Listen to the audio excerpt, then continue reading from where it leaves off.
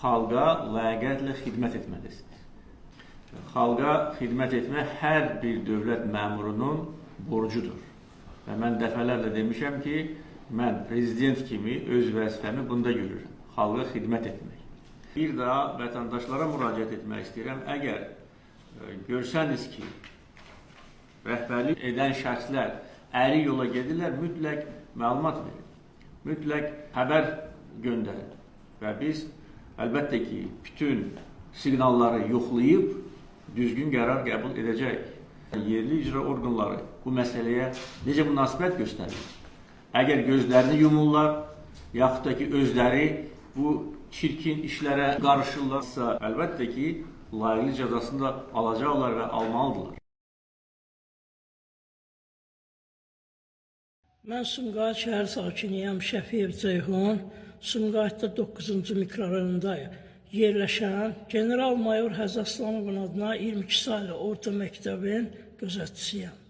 Mən buradan müraciət edirəm möhtərəm cənab prezidentim, Ali Baş Komandanım cənab İlham Əliyevə. Möhtərəm cənab prezident, mən Sumqayıt şəhərində yerləşən 9-cu mikrorayonda General-Mayor Həzrət Aslamovun adını daşıyan 22 saylı orta məktəbin durumunu çəkib işıqlandırıb TikTok səhifəmdə paylaşdım. Möhtərəm cənab prezident, bu məktəb çox bərbad gündə, çox acınacaqlı gündədir. Bu məktəbin vəziyyəti çox gərgindir.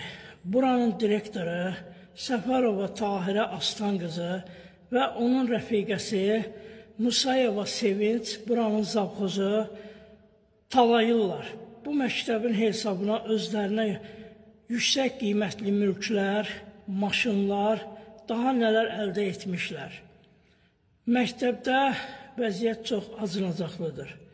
Azərbaycan elminə, Azərbaycan təhsilinə, Azərbaycan mədəniyyətinə, Azərbaycan milli dəyərlərinə Səfərova Tahirə Aslan qızının qoyduğu hörməti mən TikTokda işıqlandırdım.